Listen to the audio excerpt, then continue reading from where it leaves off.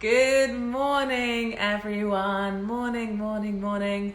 And welcome to Get Your Mindset, your weekly chance to come and choose a moment for yourself to reflect, set an intention, and to set our week, with the right intention. So welcome. Hi, Philip. Come on in, everyone.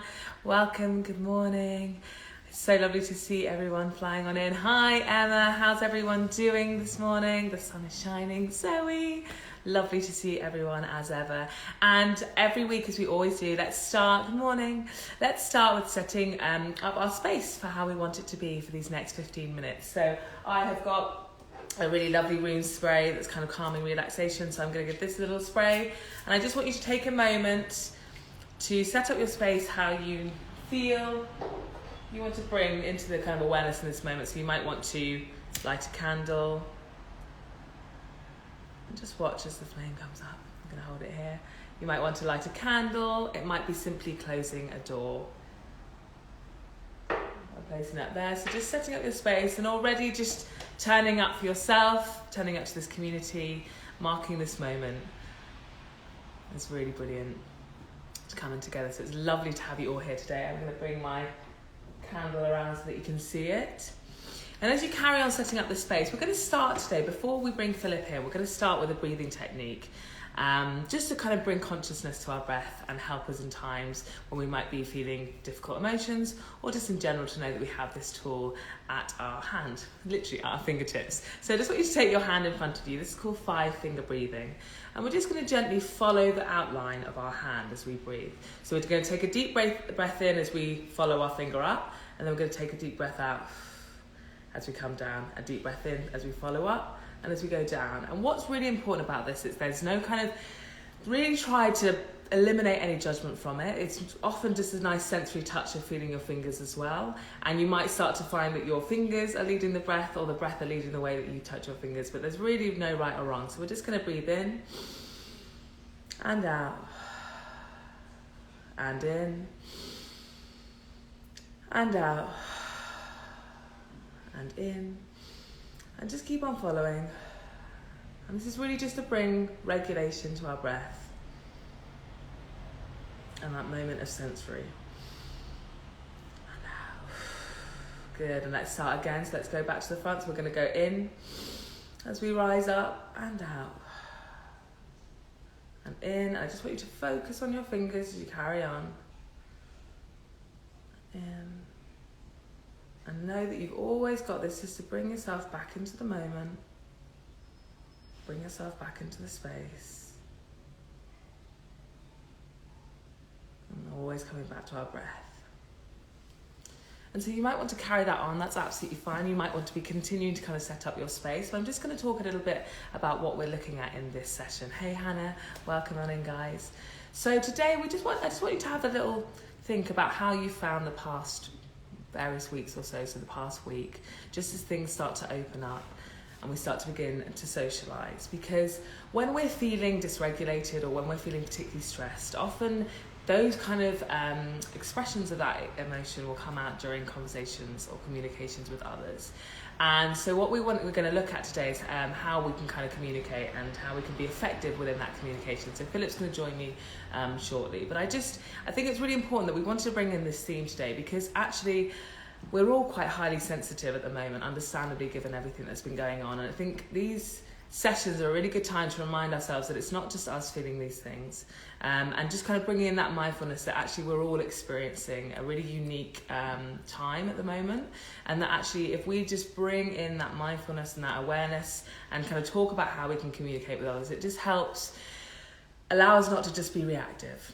It helps us to kind of come in and reflect, know that we can go back to our breath, know that we can go back to the reminders that we have in these sessions, so that when we do go outside, we can kind of retain that sense of awareness when we're with other people. So I'm going to bring in Philip shortly. Hi Jill, nice to have you here today. And we're going to talk about that. So I'll just bring Philip in.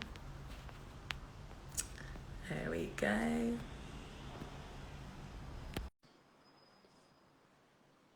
So as Philip comes, you might want to still be doing your 5-finger breathing. You might be wanting to set up your space. It might be simply looking at the sun shining. Hi, Philip. How are you doing? Good morning. I'm very well, thank you. How are you on this morning? I'm loving the sunshine. Yeah, it's always good to have a nice start to the week, a nice bright start to the week. Yeah, absolutely. Absolutely. So yeah, so we were just doing a simple the five finger breathing technique there, and I was just saying how we can kind of always go to that in a moment of distress, but also just simply kind of bringing our awareness back when we need to. Yeah, I love that. I hadn't you come across that. It's a really nice way just to follow slowly, and also a great way to focus your attention, isn't it? So sometimes it's nice to have something to focus on rather than just focusing on the breathing. Absolutely. And so I was talking about how we're going to be focusing on communication today, particularly at this time when it does feel like often things can kind of be brought up within conversations. So do you want to tell us a little bit more about that, Philip? Yeah, so we're looking at really discussing mindfully assertive conversations, which is slightly different to respectful communications, which we covered before. So I just want people to start to be a little bit more aware, especially as we've been in lockdown, been hidden away in our rooms and Zooms, just being aware of the styles that we sometimes bring to conversations. Um, and then we're going to talk a little bit about how we can get the best out of those conversations going forward. So just some ideas to think about. And as always, with just a few hints and tips at the end, so to keep people focused. And then we're going to do a very short mindfulness session, which will bring everything together. Brilliant. Thank you so much. So yeah, absolutely. I think these sessions have very much been about us following the time that we're experiencing, and as we are coming out, it's funny because there's a lot of expectation, isn't there, placed on how we should feel, you know, and obviously there's elements of excitement that we're getting back out again, but it does bring up a lot, particularly in the communications when we're having to come off Zoom, as you say. So yeah, it's a really important time to kind of talk about that. So should we begin first of all with Yeah. communication styles? So I'd like you to think about what style you hold. What does that mean? So, when we talk about appropriately assertive, there are other considerations. There's more passive role and more aggressive role. So, like everyone, just to imagine they're at the playground and they're on a seesaw. Okay, and you're about to have your conversation, and maybe today you're going to sit on the bottom of the seesaw and you're not going to move. You're just going to listen. You're going to get engaged, but you're not really going to contribute.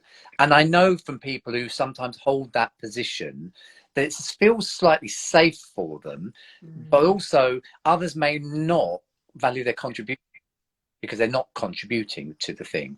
And I think it's important to be able to express ourselves appropriately. Otherwise, it can lead to feeling resentful or even passive aggressive, where we sort of get our way across by ignoring people or not responding to emails.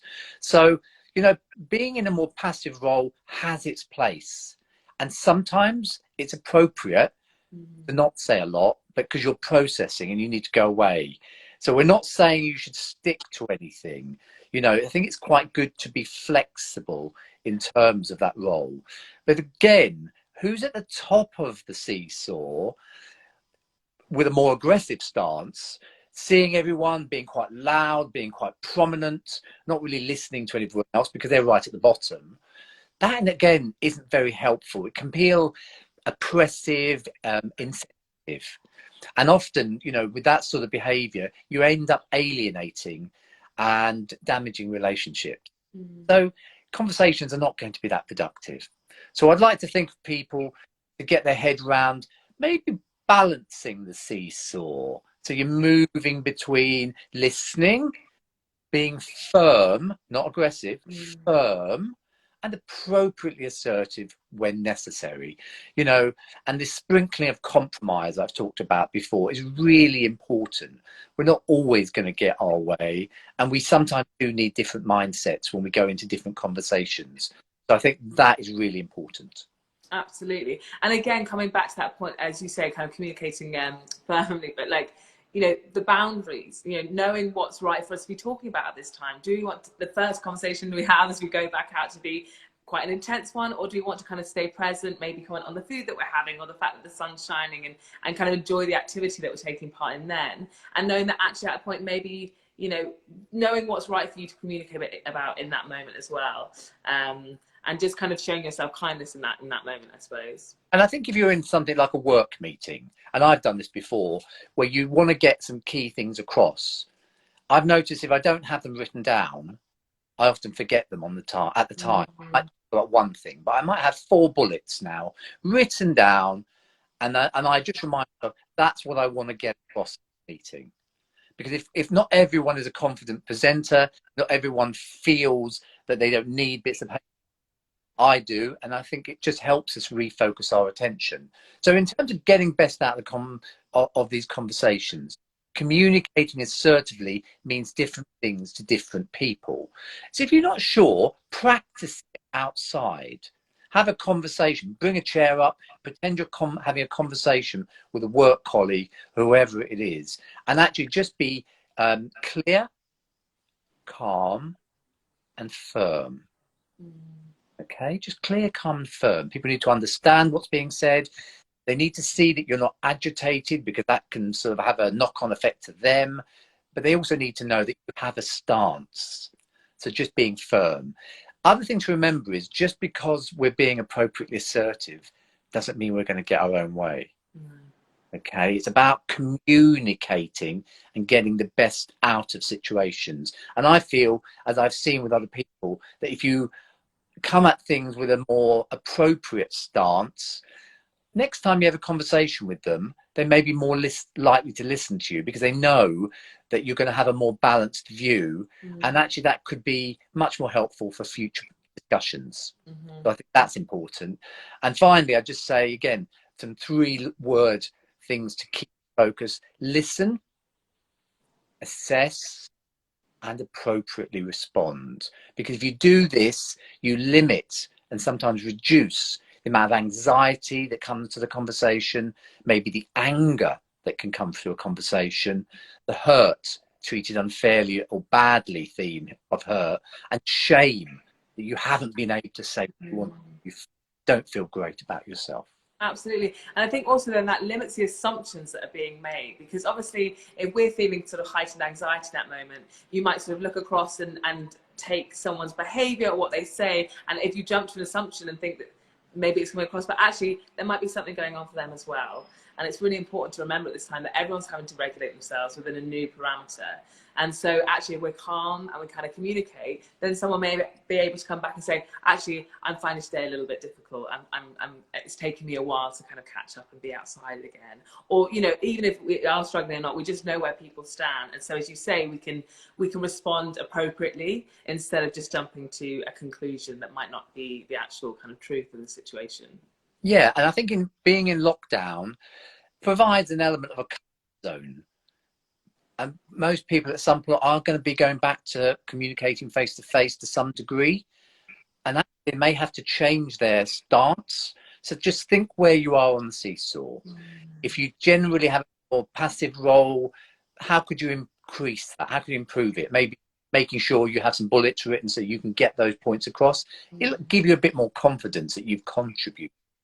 If you notice that you're the one talking all the time in the meeting and your voice is quite loud, it's not about judging or anything, but just be aware maybe that's not adding to balance within the conversation. So you want to be somewhere in the middle, but you're going to move up and down occasionally. So we're not robots, we're people, but we still need to regulate ourselves. So my hidden tips for this week are, recognize your conversational style. Okay, learn from it, adapt from it, do what you can to improve it. Healthy conversations require balance. As I used to say to some of my own friends, sounds like your voice is prominent throughout the conversation.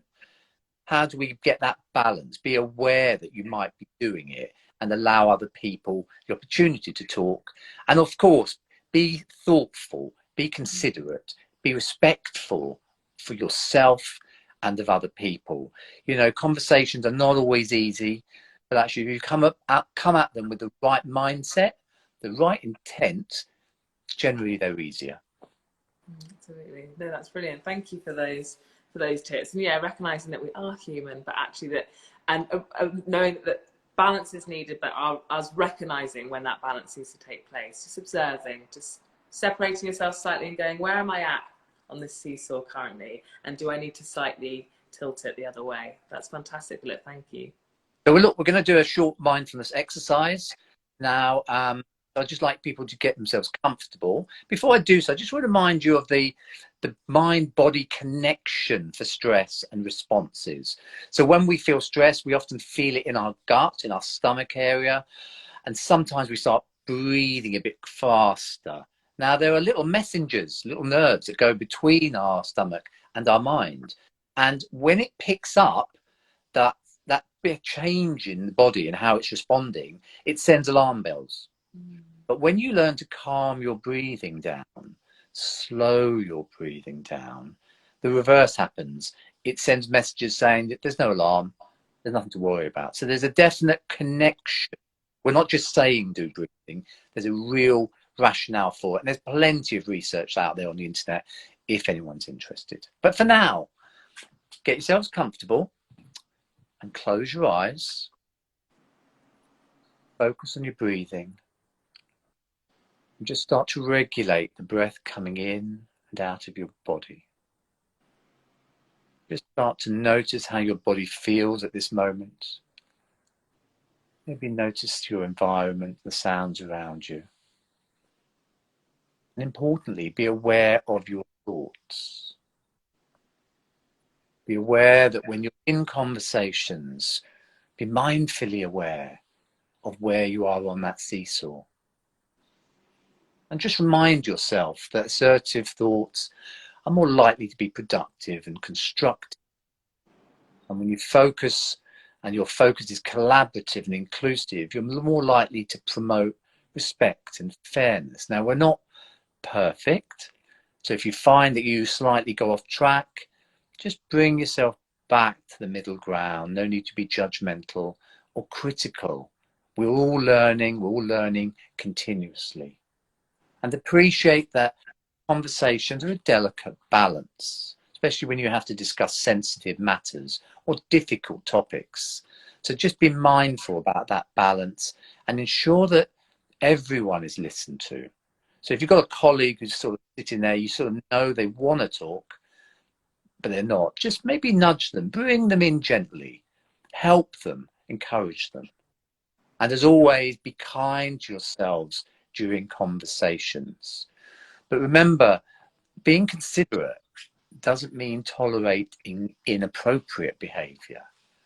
But we need to try and learn to engage in more respectful conversations. Relationships are then enhanced. People know where they stand. And so my final reminders here in this mindfulness session is recognize your conversational style. Be aware of it, because once you're aware, you have potential to change it. Healthy conversations include a balance of input, just like well-seasoned meals. And finally, compassion. Be kind to yourself and those around you, especially if you have to have conversations that are difficult or challenging. So for now, just allow those ideas to be present. No need to overanalyze, overthink them. But for now, just bring focus of your awareness back to your breathing as you slowly breathe in and you slowly breathe out. One final breath in to bring yourself back into Monday morning and getting your mindset ready for the rest of the week. And then in your own time and when you're ready, you can open your eyes. Brilliant. Thank you so much, Philip. As ever, it's really wonderful just to be able to kind of anchor our breath and have that awareness, and therefore then we can kind of step and take agency within our own kind of choices and reactions. So thank you so much. As ever, we'll be putting this on our Instagram TV. Please do have a look. Please share it, save it. This is very much a tool for you to use whenever and wherever you need to. And we'll also be doing the tips on the comments. And we'll be taking a break next week as it's the half term, the Monday off, but we'll be coming back the week after. And as ever, it's been fantastic to have so many of you here with us. And we really look forward to coming back together again soon. Thanks so much, everyone. See you soon. Bye. Bye-bye.